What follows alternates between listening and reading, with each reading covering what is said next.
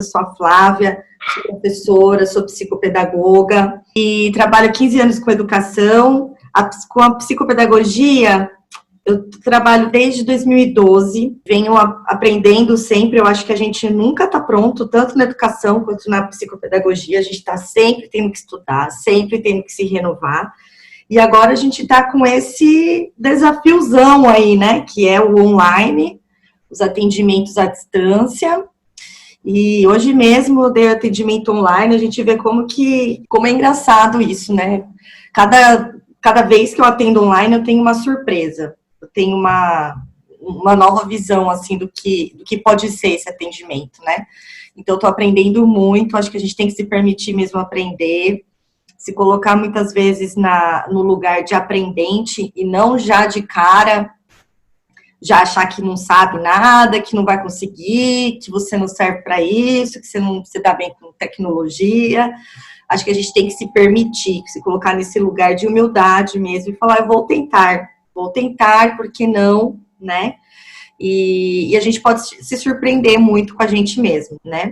E hoje eu vou apresentar para vocês algumas sugestões de intervenção, tá? De intervenção psicopedagógica online.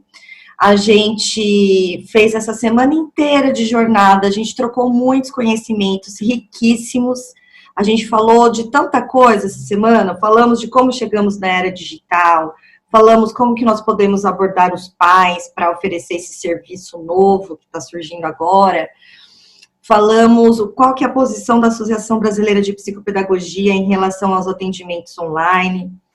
Falamos ontem do diagnóstico psicopedagógico, então a gente viu também que tem N maneiras de você pensar um diagnóstico para sua criança ou para o seu paciente, vai depender muito do objetivo que você quer, e a gente viu também a importância da gente não ficar muito tempo preso só no diagnóstico, né?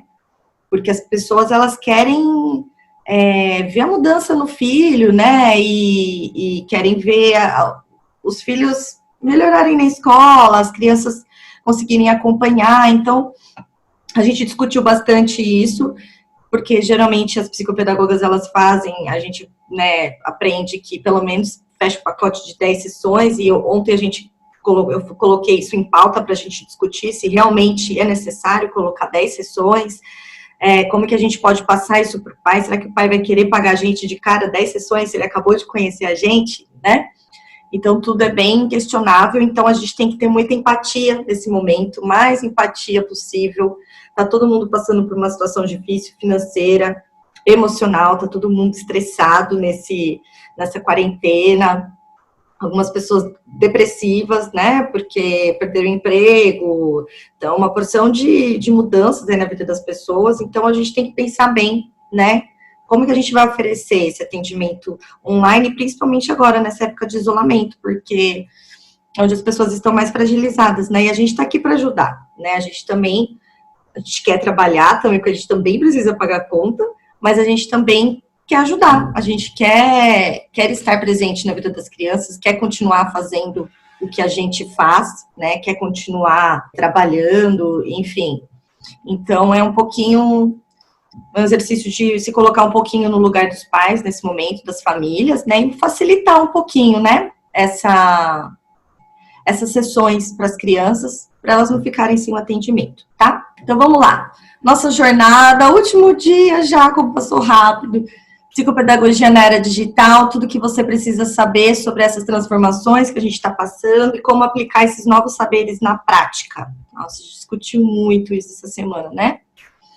Então, a gente vai falar sobre intervenção psicopedagógica online. Como que a gente vai planejar essa intervenção? Como será que a gente vai pensar essa intervenção para diversos tipos de pacientes, de crianças, enfim, ou de alunos? Eu gosto de chamar de alunos, porque eu já tenho o pezinho ali na sala de aula e eu costumo chamar de alunos, tá, gente? Mas cada um chama do jeito que quiser. Eu coloquei aqui para vocês 3 tipos, né, ou 3 categorias, vamos dizer assim, pessoas ou de crianças, né, alunos, enfim, de pacientes que chegam até nós, tá? Então, tem a criança que já foi diagnosticada por algum médico e já tem algum laudo, e aí ela apresenta alguma sequela, ou ela já tem um laudo de um distúrbio ou de alguma síndrome já diagnosticados. Então, é a criança que os pais chegam no nosso consultório psicopedagógico e falam assim, o laudo está aqui, a gente já fez toda a investigação, já foi diagnosticado com isso,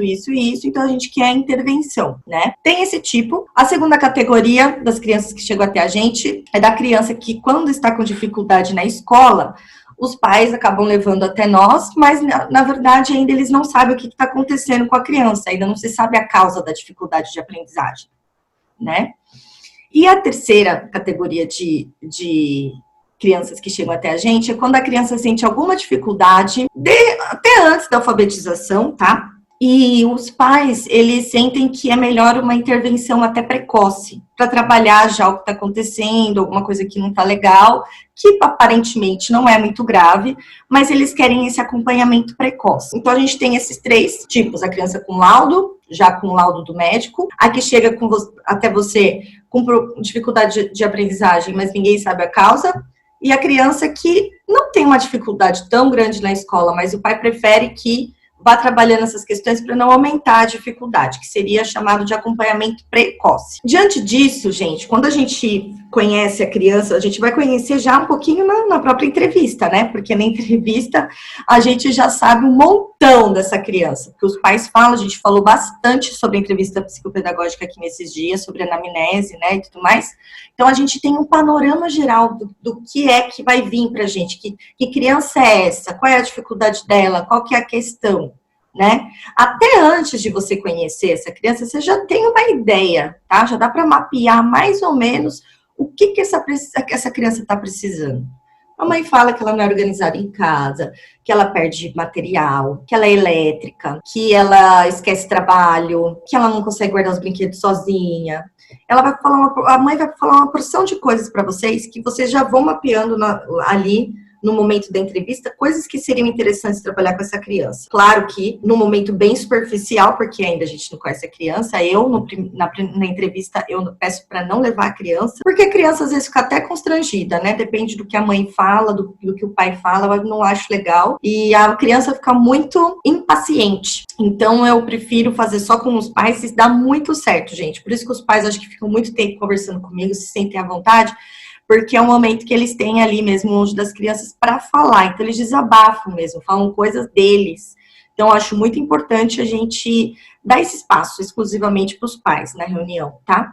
E nessa reunião você consegue um pouquinho mapear qual tipo de intervenção que você vai fazer, né? Porque nessa reunião você já vai saber se é uma criança com laudo, se é uma criança que tem muita dificuldade na escola, mas ninguém falou o que é, ninguém sabe o que é, ou se é só uma dificuldade básica, alguma coisa não muito grave, mas que os pais querem se precaver, né? Então, você já vai ter uma noção aí de qual é o processo todo, né, que você vai percorrer. E aí, para você planejar a sua intervenção também, é muito importante você listar quais são os recursos, as ferramentas que você tem para transmitir e para utilizar nessa intervenção psicopedagógica. Porque assim, eu vou falar para vocês por que é importante listar. Computador, televisão, celular, isso aqui tá tão na vida da gente que a gente não se dá conta de tanta coisa que a gente tem. Às vezes são os detalhes muito pequenos que a gente não se dá conta que a gente tem. Então, listem tudo isso que vocês têm. Eu tenho um fone de ouvido com microfone, o celular serve. Tenho um notebook, tenho um tablet,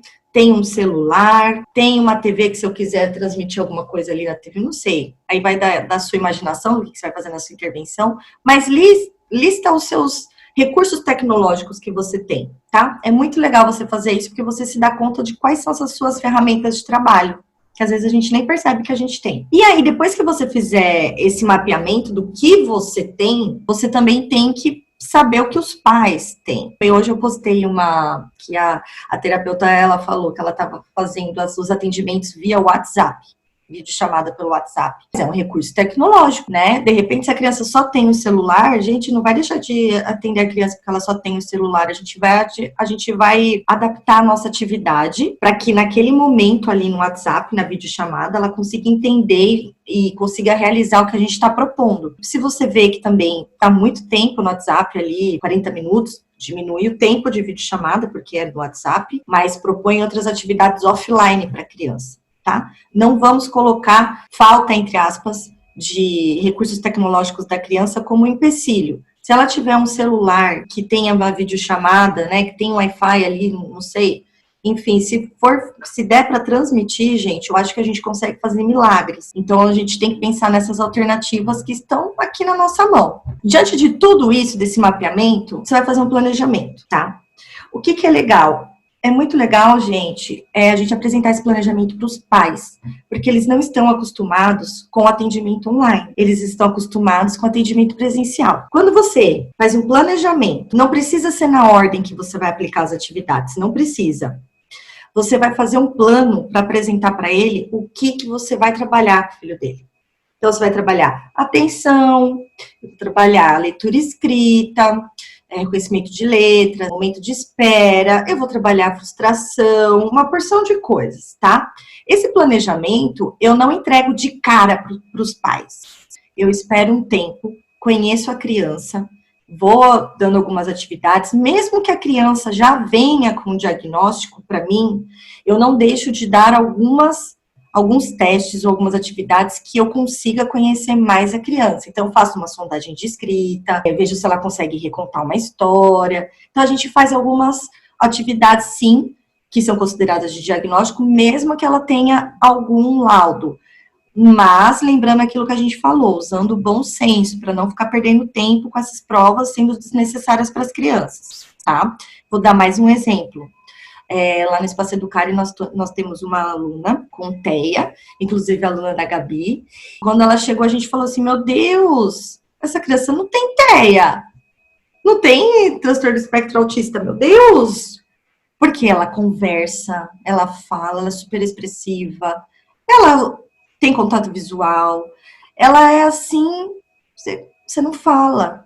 Então, se você for muito também só pela conversa dos pais, às vezes eles passam uma imagem que a criança precisa de ajuda, que a criança, nossa, não consegue fazer nada sozinha e tudo mais. Mas quando você conhece a criança é um pouco diferente da visão deles, né? Porque eu acho que também é aquele cuidado que eles têm com a criança, né?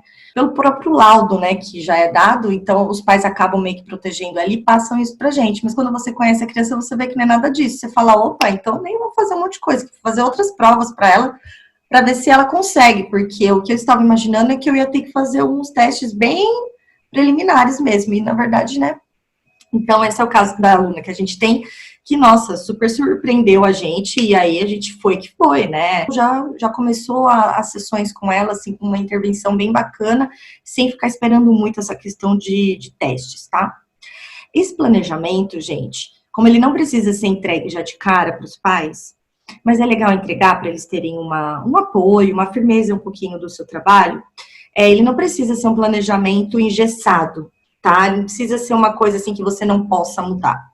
Inclusive, esse planejamento, se você quiser, você passa um link para os pais, eles podem acessar lá no Google Drive esse planejamento, e as alterações que você fizer, ele vai ter acesso. Por que é legal fazer mudanças no planejamento? Porque as crianças, elas trazem interesses pra gente, a gente vai conhecendo a criança, a gente vai vendo quais são os gostos dela. De repente, nas primeiras sessões, ela super aparenta que tá precisando de alguma coisa em específico, depois aquilo some e já são outras questões que você precisa trabalhar. Então, o planejamento é importante que ele seja vivo mesmo, que ele sofra essas alterações no decorrer das sessões, tá? Porque daí vocês conseguem fazer esse planejamento, esse mapeamento de todo o trabalho de uma forma bem viva, orgânica, tá? Deixa eu ver o que vocês estão falando aqui no Zoom. Eu tô quase gripada, vocês estão percebendo, né?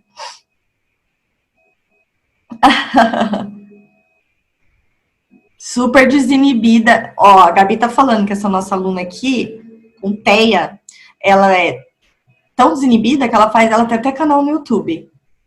Então, às vezes, os pais são muito cuidadosos, uma graça, assim. Então, eu tava imaginando uma outra criança. Quando ela chegou, eu falei, meu Deus, que bom, né? Que já é, assim, super independente, uma graça. Então, a gente pode se surpreender bastante. Então, eu coloquei aqui alguns objetivos que a gente pode colocar nesse planejamento que a gente vai trabalhar. Não necessariamente objetivos, mas itens, vamos colocar assim, do que a gente pode trabalhar E para o pai e a mãe saber que os jogos que a gente está fazendo, as brincadeiras, não é só passatempo. Tudo isso tem um objetivo sério e consistente por trás. Então, coloquei aqui para vocês alguns exemplos. Foco e atenção, memória, raciocínio. Eu acho que essas 3 coisas aqui, espera da vez, frustração e autonomia, são coisas assim que é a nossa era, sabe? A era do nós como pais e das crianças que estão aqui agora. Porque os pais, eles querem... Eu vejo isso muito, tá? Não sei se vocês concordam comigo, mas eu percebo que muitos pais, eles querem compensar a falta que eles fazem durante o dia, até por culpa, né? Por não ficar muito com as crianças durante a semana. Quando estão com as crianças, deixa-se fazer muita coisa. E aí essas crianças, a gente vê elas com essa dificuldade de autonomia, de sempre alguém tá fazendo alguma coisa para elas, essa dificuldade de receber um não, esperar a sua vez para as coisas, para falar, esperar para brincar, enfim, para tudo, né? É uma coisa assim que está sempre presente e não é de hoje, não. Desde o começo do Espaço Educário, até 5 anos atrás, eu já percebia isso. Claro que algumas não precisam disso, mas eu percebo que muitas, acho que a grande maioria precisa ser trabalhado isso. Tá? Vamos lá, linguagem oral. O que eu coloquei aqui para vocês? Vai parecer um planejamento de professora, tá? Mas não é. Esse planejamento que eu fiz aqui para vocês, ele é muito baseado na minha forma de trabalhar, porque eu costumo colocar assim, o que eu observo nas crianças, naquela minha pauta de observação, e o que eu vou trabalhar com elas a partir de habilidades, expectativas de aprendizagem. Então, claro que tem as funções executivas e tudo mais, mas para mim, pela minha experiência como professora, eu gosto de organizar dessa forma, tá? Porque fica muito claro. E até, inclusive, parecem conteúdos, vamos dizer assim, né? Recontar uma história, ordenação de fatos, parece que são conteúdos. Mas quando você vai avaliar isso numa criança e você começa a trabalhar esses elementos durante as atividades, elas passam a serem, sabe, a gente já começa a contemplar muitas delas. Então, criança que tem muita dificuldade em se expressar, crianças que não conseguem dar um recado para uma pessoa, não conseguem contar o que fez no dia anterior, ou do que acabou de fazer, enfim, contar uma historinha com o bonequinho. Então, a gente percebe muitas coisas, tanto na organização do pensamento, quanto na linguagem oral. Então, eu coloco dessa maneira no meu planejamento. Tem criança que diz amém para tudo, que é muito quietinha e você vê que internaliza tudo, e tem crianças que são o oposto, respondem com raiva, respondem com agressividade quando querem expressar alguma ideia ou opinião. Então, a gente tem que trabalhar também essas coisas que entram na linguagem oral. Quando a gente observa que as crianças têm dificuldade na linguagem escrita, reconhecimento de letras, sílabas complexas, interpretação de texto, consciência fonológica, pontuação, diversas coisas que a gente observa na linguagem escrita, eu coloco dessa forma também para a gente trabalhando. E o que eu mais gosto de fazer, e eu vou falar isso nos próximos slides, é trabalhar a escrita com a função social da escrita. Então, tem um momento do jogo, tem um momento da brincadeira, que tem que, sei lá, fazer um bingo, um bingo de letras, um bingo de palavras, tem um momento do jogo. Mas eu gosto muito de trazer para as crianças como que a gente usa essa escrita no nosso meio social. E aí eu vejo que elas têm mais interesse ainda do que o jogo. Para vocês terem uma ideia, foi muito legal, porque como tem uma aluna minha que ela já está com a gente já faz 1 ano que ela tem dislexia, e então a gente faz acompanhamento com ela. Melhorou muito, muito, muito, muito, desde quando ela entrou. E ela já está acostumada a usar essa nossa forma de trabalhar a escrita, né? Usar a função social da escrita. Então, ela já escreveu jornal para as crianças que ficassem esperando ali no sofazinho lerem. Ela já escreveu receita, né? E a gente fez a receita na cozinha. Ela já fez convite. Ela já fez um manual de slime. Então, ela já tinha feito tudo isso, né? E aí, ela levou toda feliz pra mim um gibizinho, não é gibizinho, é um gibizão, na verdade, né? Da Turma da Mônica, em que ela era o personagem. Acho que ela foi em algum evento, acho que é a Feira do Livro, que fizeram aquele gibi da Turma da Mônica pra ela.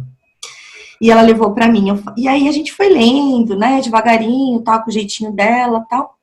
Aí ela falou assim, Flávia, eu tive uma ideia. Falei, o quê? Ela falou assim, vamos escrever uma carta para o Maurício de Souza, porque o meu sonho é conhecer aonde faz os gibis.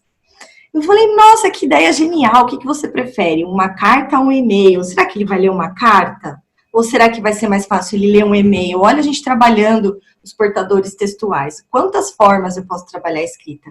E quando surge da criança, quando surge dela, você não precisa fazer nenhum esforço para ela se interessar por aquilo. Ela quer fazer, né? Então, o negócio é abraçar a ideia e sentir um pouco do que as crianças trazem para a gente, né? Às vezes a gente propõe tantas brincadeiras mirabolantes, tantos joguinhos, que fica meio que mecanizado do que, de repente, a gente propor uma coisa que parta da criança. E aí é mágico mesmo, porque aí foi, né? Assim, porque assim, tem criança que tem resistência para escrever. Muita resistência. Se você mostrar, falar, então, chegou a hora da gente escrever, pronto, né? Aí, eu não quero, já vira um mau humor. Gente, nesse momento que a gente falou do e-mail para o Maurício de Souza, mas na hora, ela já foi lá, já pegou o lápis, nem se importou, já começou a escrever lá do jeitinho dela. Depois a gente arruma, tá? Que eu vou escrever para não esquecer. Uma graça. Então, assim, gente, tem inúmeras formas de trabalhar a linguagem escrita. Acredito que todos nós, como psicopedagogos, nós temos muitas questões de leitura e escrita no nosso consultório. Eu acho que é o que mais aparece, né? O que a gente tem que trabalhar. No curso completo que eu vou dar, que eu vou abrir as turmas, vou compartilhar muitas coisas disso aqui que eu tô falando para vocês, esses exemplos que as crianças trazem para mim. Lá no Espaço Educar, a gente tem uma atividade que é a escrita do livro. Então, toda criança, todo adolescente que passa pela gente escreve um livro. E a gente faz 4 exemplares. E eles participam do processo inteiro. Eles escrevem no papel, depois a gente passa para o computador, depois eles desenham, depois eles tiram a cópia, depois já vem encadernado, a gente embrulha para presente, porque um fica para a escola, um fica para a família, o original fica para ele, e o quarto ele dá para quem ele quiser. E é legal porque a gente constrói uma história lá no Espaço Educarem, né? A gente constrói a história das crianças que passaram por lá, né? Não jamais serão esquecidas, porque as outras crianças vão ler histórias. Então, todas as atividades que a gente faz no Espaço Educarem, eu vou compartilhar com vocês no curso completo, tá? Porque são atividades que vocês vão conseguir fazer online. E são atividades que as crianças querem, que elas gostam. E assim, a gente ouve relatos desses pais falando desses livros que vocês não acreditam. É uma coisa assim tão básica. Se você for ver, nem é caro de fazer, porque a gente encaderna na papelaria, tá? É com aquele espiralzinho mesmo.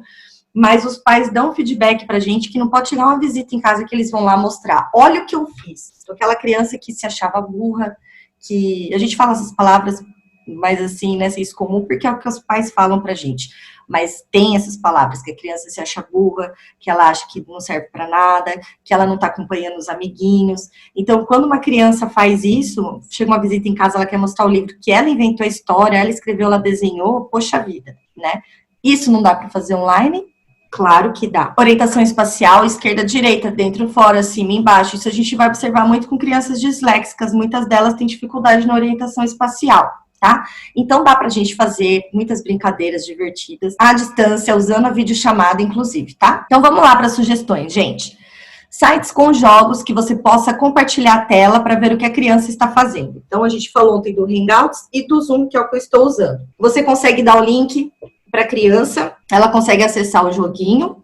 Aconselho jogos que não tenham muito som, porque aqueles sons são muitos distratores, né? Tem muitos distratores para crianças que têm pouca concentração, eu não recomendo muito. Atividades planejadas especificamente para aquela criança e que posteriormente pode ser usada para outro paciente. Vou dar um exemplo para vocês.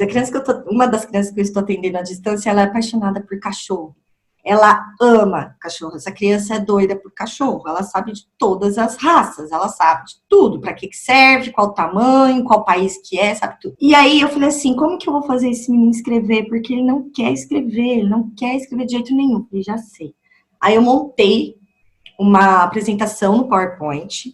Peguei as fotos da minha cachorrinha. E fui colocando as fotos dela lá. E fui contando uma história para ele. Um dia... como se eu tivesse chegado no veterinário. Doutor, um dia eu fui passear com a minha cachorrinha e colocava lá a foto que tava minha cachorrinha passeando. E aí eu vi que ela pisou no formigueiro, coloquei uma foto do formigueiro. E aí aconteceu isso, ela foi para casa e ficou muito amuadinha, ficou muito triste. Aí coloquei a foto da minha cachorrinha deitada. E ele assim, sem piscar. E ele com pose de doutor mesmo.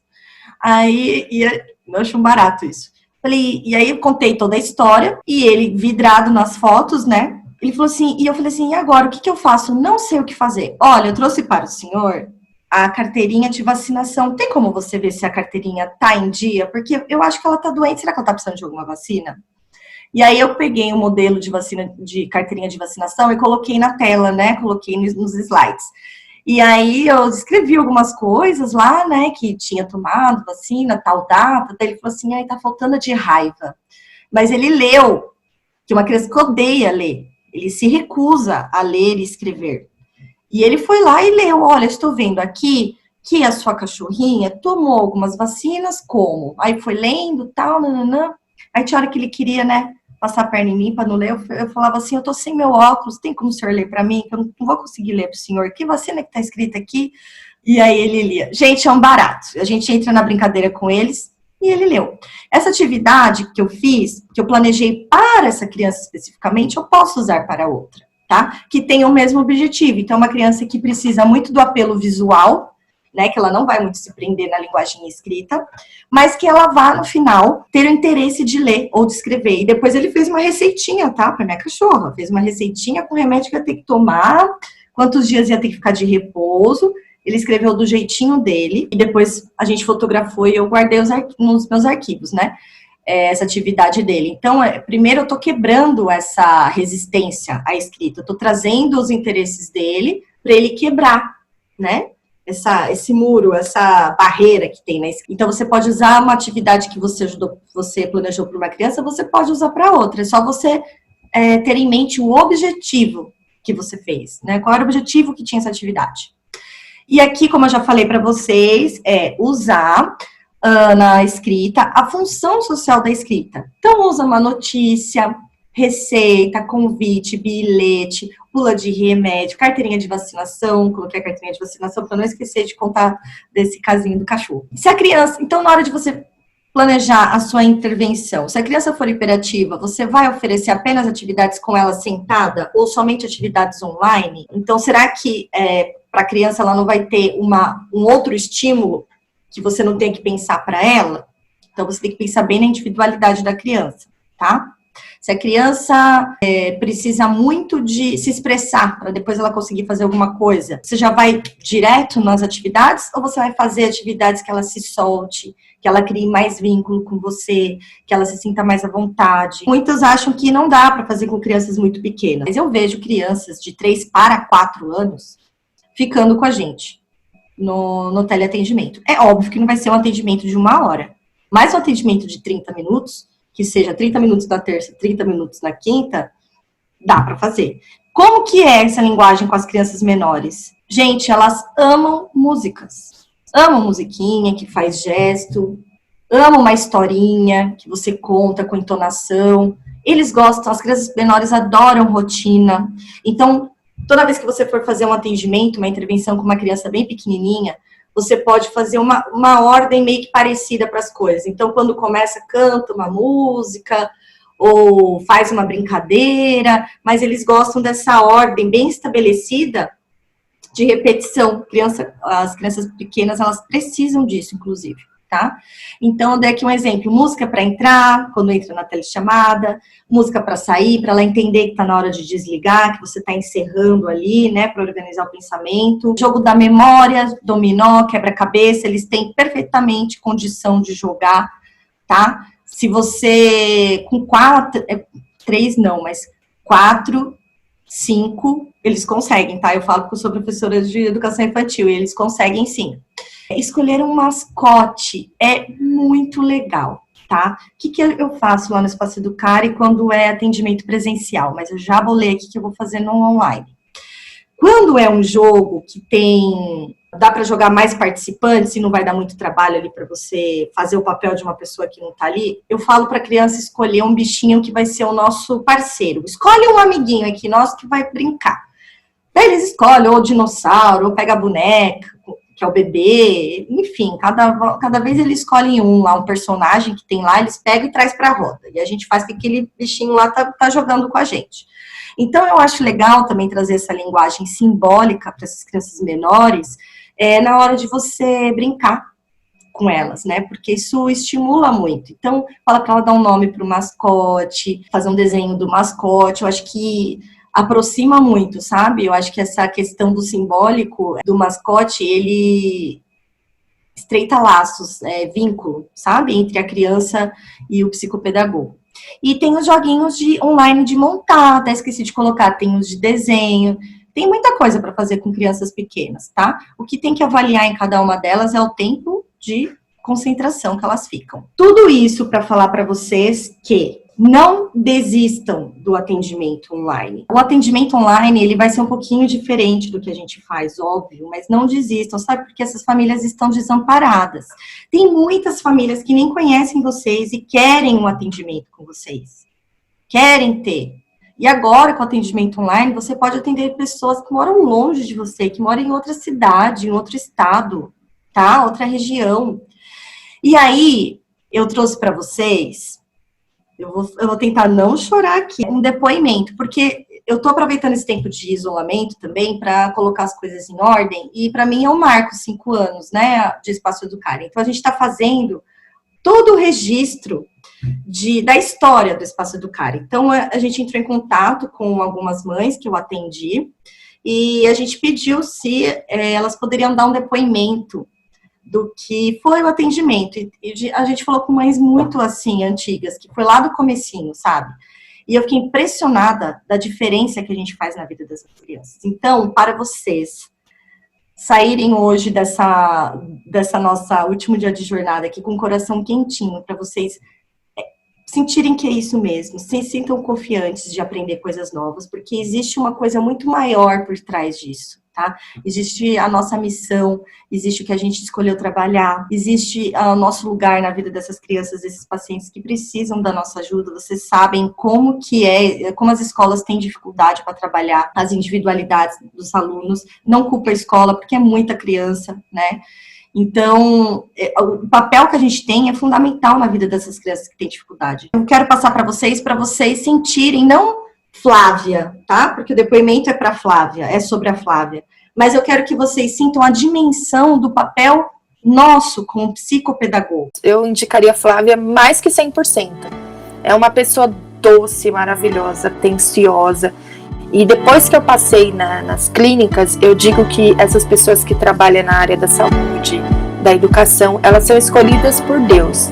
E eu acho que a Flávia foi escolhida por Deus para trabalhar com essas crianças, com esse jeito que, querendo ou não, as mães não conseguem ajudar, e ela estudou para isso. E 100% eu indicaria. Eu tenho um filho, o Miguel, de 8 anos. Tinha mais ou menos 3 para 4 anos. Ele acordou com uma diarreia e foi difícil eu diagnosticar. Ele começou a ter epilepsia, ter convulsão do nada. Para você ter uma ideia, ele tinha de 20 a 30 convulsões diárias. Ele perdeu o movimento, ele ficou meio lento, sabe? Não era ágil mais como era. Ele virou um bebê de 23 quilos. Usava fralda, mamadeira, não conseguia pegar mais nada. Aí passamos pelas clínicas, ele fez um tratamento com uma neuropediátrica por 4 meses, usou tarja preta, fez acompanhamento, mas não com psicólogo após a internação, tá? Na internação, sim. E ele saiu de lá com um diagnóstico nenhum, ninguém achou nada, não deu nada, nenhuma normalidade nos exames dele. Passei ele com uma pediátrica maravilhosa e daí então começamos a fazer um acompanhamento. Ela, vendo ele no consultório, não diagnosticou, não falou nada, que ele precisava ter um acompanhamento psicológico. Mas eu, como mãe, eu prefiro descartar todas as possibilidades. Depois do que eu passei com ele, eu sou assim. Enquanto eu não descartar tudo o que o coração de mãe pede, eu não sossego. Eu falei, não é possível. Aí falei com ela, mas me dá um encaminhamento para um psicólogo, eu vou tentar achar um legal, que dê com ele. E eu tentar achar uma que me agrade ele, né? Porque ele é muito tímido também. Vou procurar uma neuro. Fui numa neuro, essa neuro achou que é necessário ele fazer um acompanhamento com uma psicopedagoga, porque ele não parava no consultório, sabe? Tudo ele mexia, tudo ele pegava, tudo ele... É criança, mas é aquela coisa, tem lugar que você tem que se comportar. E ele, não. Aí ela falou, realmente. ele é bem elétrico, né? Eu falei, ele não para nem pra comer, ele fica balançando a perna, sabe? Comendo. Aí, e assim, aí, pelo WhatsApp eu já me apaixonei pela Flávia, assim. Foi muito atenciosa. Aí eu lembro que foi na semana. Aí ela, vem aqui visitar o espaço. Aí no sábado eu já fui visitar o espaço. Contei minha história toda pra ela, desde o primeiro dia que ele teve a convulsão, até chegar lá nela. E foi quase 1 hora e tanto de consulta. E ela escrevendo tudo, assim. E foi dessa forma que eu conheci a Flávia.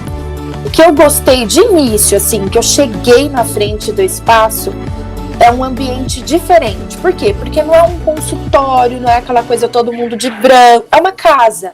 Meus filhos amam cachorro. A gente sempre teve cachorro. A gente já chegou lá, já se deparou com uma casa, algo que não ia assustar ele. Ela, querendo ou não estava de branco, então na cabeça dele não era uma médica, que eu iria tomar injeção ou remédio, algo do tipo. Aí tinha um cachorrinho para descontrair, então enquanto eu tava conversando com ele, tendo uma prévia consulta, eles estavam brincando com o cachorrinho dela. Então isso me deixou bem mais à vontade. Eu creio que o Miguel também ficou bem mais à vontade, porque a gente visitou no sábado. No próximo sábado já seria a primeira avaliação dele. E aí no carro, eu já fui explicando porque a mãe conhece a cria, né? Aí eu já fui falando, Mia, a mãe não vai poder ficar, eu vou te deixar na porta, porque ela falou, é assim, assim, assim. Aí eu já passei pra ele. Aí ele olhou e falou, não, mãe, tá bom. Aí a minha outra filha já queria ficar também, mas ele logo de imediato, ele já falou, não, mãe, sem problema, e foi dessa forma. Deixei ele na porta, ele entrou como se fosse a casa dele. E no outro dia, no outro final de semana, desculpa, ele já perguntou, eu vou de novo? Vai ter outra vez? Eu quero ir. Então foi isso que me agradou, porque é um ambiente diferenciado. Foi a minha primeira vez, né? Eu já passei com psicólogo, mas com psicopedagogo infantil foi minha primeira experiência, foi com ela e com o Miguel. Achei diferente, porque foi como ela falou, nossas atividades vai ser tudo no chão, ele vai se sujar, ele vai pôr a mão na massa, a gente vai brincar na cozinha. Então é algo que, querendo ou não, a gente faz dentro de casa. Às vezes eu ponho ele para mexer uma massa de bolo, lavar uma louça, picar um alho, coisa que ele gosta. E é o que ela falou, eu vou trazer isso, porque desse jeito eu vou olhar e observar, ver se realmente ele tem algum desvio de atenção, algo do tipo. E jardim, eles plantavam coisas, eu acho bem legal. Porque criança gosta disso, né? De mexer com terra, de se sujar, de pegar. Eles amam esse toque e atividades delas têm muito isso. É toque, é pegar, não é só olhar, ó, isso aqui é uma plantação. Não, vocês vão plantar isso aqui. Não é só o olhar, eles têm essas coisas de tocar, de pegar, né? E eu gostei muito, muito, muito disso. Eu vi uma diferença muito grande no Miguel, e tanto eu também, mesmo eu não ter tido contato com eles lá dentro, mas eu acho que ela ajudando ele lá dentro acabou me ajudando aqui fora, a forma que eu via ele também, entendeu? É porque ela fez eu abrir meus olhos, que ele não tem nenhum problema, que era só praticar e confiar nele, né? O que me deixou muito comovida é a fala dela, né? Eu, enquanto mãe, eu queria descartar tudo. Então, eu fico pensando como que estão essas mães em casa com as crianças com dificuldade. Então, não é por dó que a gente está fazendo isso. Não, a gente faz porque é a nossa profissão. E olha a dimensão disso, olha para os pais como que a gente é importante, é muito gratificante, né? Bom, gente, diante de tudo isso, esse depoimento, tive muita dificuldade, né, que eu trouxe para vocês, dar um pouquinho da pedagogia Montessori também. Eu também fiquei muito aflita com essa mudança de atendimento online, porque eu fazia tudo com as crianças, no pegar, no mexer, no resolver, né, organizar, tudo com começo, meio e fim, uma coisa bem concreta. Como que eu vou fazer isso com essas crianças online? E aí eu tive uns 2 meses aí, né, março e abril, pensando, pesquisando, quebrando a cabeça. Falei, meu Deus, o que vai ser agora? Tá tudo perdido. Fiquei assim, bem chateada, mas usei esse tempo para pensar. E eu vi que sim, é possível fazer isso no online, tá? A gente muda um pouquinho as estratégias, mas Dá sim, e na verdade o trabalho concreto vai ficar muito mais rico no online, porque as crianças vão fazer dentro da casa delas já. Então a gente já está entrando na casa delas, a dinâmica já vai mudar na casa delas, a conduta dos pais vai mudar. Então é isso que eu quero passar para vocês no curso completo, que isso pode fazer total diferença na vida das crianças, tá? Não é uma coisa que eu consigo passar aqui para vocês num slide, numa jornada, né, numa live. Então vamos lá, ó. Como já foi falado durante todos esses dias na jornada, eu já falei muito, acho que vocês nem lembram mais o que tem, o que não tem, né?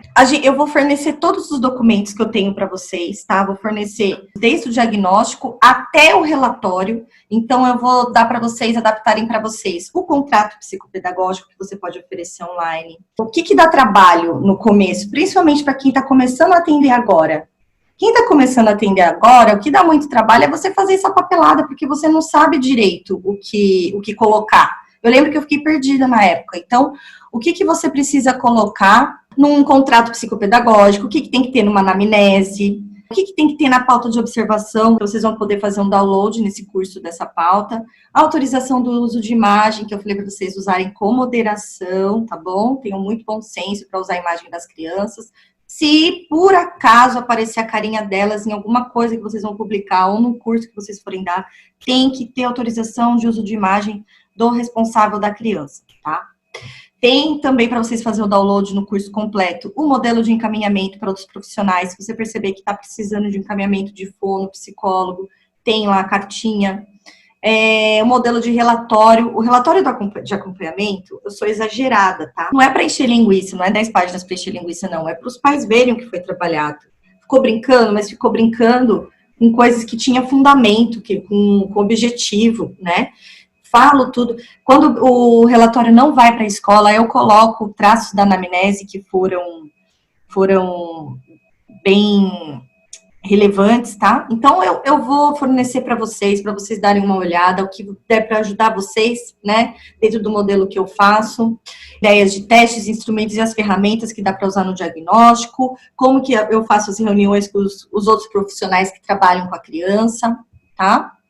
Em relação à intervenção psicopedagógica, o curso completo vai ter um modelo de planejamento dessas atividades que você vai apresentar para os pais. Eu vou apresentar para você um modelinho, como que você pode fazer, tá? E adaptar lá para sua criança e mandar para os pais. Eu vou mostrar para vocês nas aulas também no curso completo alguns trechos dos atendimentos online que eu estou fazendo, para vocês terem uma ideia. Eu acho que, como eu gosto muito das coisas concretas, eu vou mostrar para vocês como que eu faço, tá?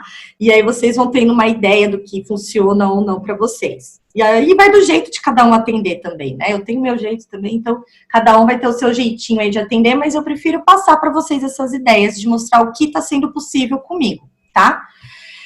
No curso completo, vocês também vão poder fazer o download de atividades digitais, tá? Que podem ser adaptadas para sua criança, para o seu paciente. Então, já tem algumas atividades que vocês vão poder fazer um download e ver o que você pode usar em determinado momento. São diversas atividades.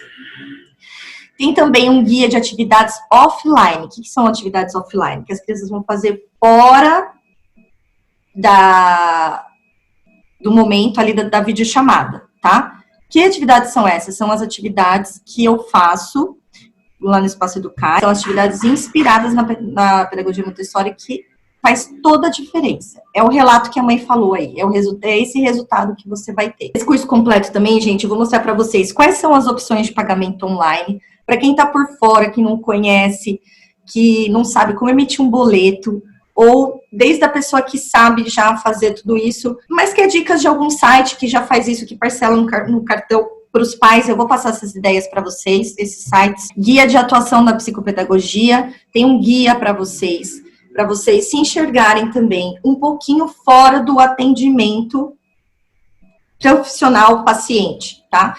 Tem um leque de atividades que vocês podem trabalhar como psicopedagogas, inclusive no ambiente virtual. É isso que eu quero que vocês abram a caixinha, saiam da caixinha, tá? Para que vocês se sintam mesmo empoderados aí, de aproveitar essa era digital em todas as suas formas, tanto no atendimento com o seu paciente, quanto em outros nichos de trabalho, tá? Vocês vão ficar desamparados, vão ouvir um monte de aula gravada e nem vão ver minha cara no ao vivo? Não, vocês vão ter plantão de dúvidas no Zoom, uma vez por semana, durante 2 meses, aproximadamente. Se a gente vê que precisa estender um pouquinho esse prazo, a gente estende, tá? Mas o curso, assim que você comprar, você vai ter acesso a ele durante 1 ano, tá bom?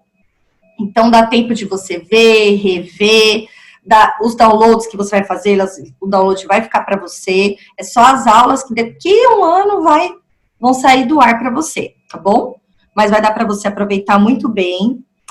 E uma coisa magnífica que eu estou muito feliz e animada de falar para vocês é o grupo secreto de profissionais. Que eu tive essa ideia no meio da jornada, enquanto a gente falava de supervisão, que a supervisão era cara, que a gente não tinha recurso, que não era democrático, que não era acessível, que a gente podia fazer um grupo de estudo, um grupo de troca de atividades, que uma supervisionava, entre aspas, as outras, para a gente trocar esses testes de intervenção, testes de diagnóstico que a gente não conhece por causa da regionalidade e das diferenças de cursos de formação. Então, vai ter quem comprar esse curso vai participar desse nosso grupo secreto de profissionais psicopedagogos para essa troca de atividades, estudos, materiais e experiências. Agora, vocês pensam que coisa maravilhosa. A gente tem aqui no Zoom pessoas do país inteiro, né? Você já pensou a gente poder trocar atividades que uma pode ajudar a outra? Eu tô animada demais com esse grupo aqui, tá? Então, a gente vai reunir, vai fazer uma corrente do bem, a gente vai se ajudar, vamos dar as mãos nesse momento que a gente tá precisando de ajuda, de ideias, de apoio e de motivação também, né? Então, a hora que uma estiver lá passando perrengue, posta lá no grupo secreto que a gente vai lá, anima, vai ser um grupo de troca mesmo, tá? E vai ter um bônus. São 2 cursos, na verdade, que quem comprar são 2 cursos. É o de psicopedagogia na era digital, né, das práticas digitais, e o curso de marketing digital, esse curso introdutório, para você saber aproveitar ao máximo o Instagram. Por que o Instagram? Porque o Instagram é o lugar que a gente mais se encontra aqui, que eu vejo, que tem... eu acho que é a rede social do momento, né? Então, eu foquei no Instagram, vai dar para você aproveitar muito o Instagram. E eu vou mostrar para você como que dá para você ganhar novos seguidores, você vai ganhar novos pacientes, novos clientes pelo Instagram. Isso acontece demais, gente, no Espaço do Cari. O que aparece de mãe, que vem pela hashtag psicopedagoga, Osasco, tudo, elas vêm e aí conhecem o trabalho e vão até nós. Então, as redes sociais, realmente, elas fazem muita diferença. E pensa, se nós estamos na era digital, se a gente vai oferecer um atendimento online, como que eu vou ficar entregando cartãozinho na mão das pessoas? Se é que vai ter isso até o final do ano, né, gente? Então, onde você vai divulgar o seu trabalho? Aproveita as suas redes sociais. Quem não tem ainda um Instagram Business, que é um Instagram um Instagram comercial, eu vou ensinar como é que faz. Quais são as práticas que você tem que fazer para o seu Instagram bombar, tá? Porque são práticas mesmo, que você tem que fazer todo dia, um pouquinho. Mas que dá resultado, você vai ver que sem você gastar nada, você vai ter retorno, tá bom? Vou falar para vocês quem é o carro-chefe dos posts para converter os seus seguidores em clientes, porque a gente sabe que no nosso Instagram tem um monte de curioso só, né? Mas que vai comprar mesmo alguma coisa ou solicitar o nosso serviço, não são todos. Então, eu vou mostrar para você como que você vai chamar a atenção dessas pessoas que queiram comprar alguma coisa sua. E vender na internet não tá errado, viu, gente? Não tá errado. Tinha muita gente com preconceito com marketing digital, e tem muito anúncio apelativo e tudo mais. Mas, a gente, igual eu falei das tecnologias para as crianças, tudo é ruim na tecnologia? Não.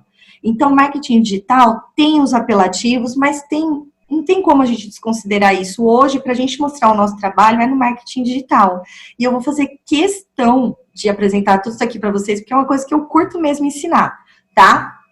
Então, essas aulas aqui são aulas ao vivo que a gente vai fazer, tá? No Zoom. Essa aqui não serão aulas gravadas. Então, saber qual é o seu conteúdo que tem mais engajamento, qual é o tipo de conteúdo que a sua audiência gosta mais, como que você constrói autoridade, como que as pessoas confiam em você, falam, poxa, essa profissional sabe o que está falando. Tudo isso eu vou ensinar vocês de uma forma íntegra, de fazer de verdade, tá? E ferramentas gratuitas, essa aqui é a melhor parte. Vou ensinar vocês a mexer com ferramentas gratuitas para desenvolver posts na internet, para você editar vídeos, se você quiser postar, para você agendar publicações, porque você não tem que publicar em qualquer hora, tem hora certa para você publicar, tudo isso eu vou ensinar você. Aplicativos bonitinhos que vão fazer os stories para você postar, você ficar, ó, linda na tela, linda no celular, na rede social. Então, são 2 cursos em um só, se vocês forem ver, tá? Que é da prática psicopedagógica online, e o bônus, que é o curso introdutório ao marketing digital, para você saber captar esses novos clientes, fazer seu Instagram ficar profissional, tá? Que hoje em dia isso vale muito. Um beijo no coração de vocês, gratidão por vocês terem ficado comigo esses 5 dias, e bora fazer curso comigo, que a gente vai trocar muita coisa boa. Beijo!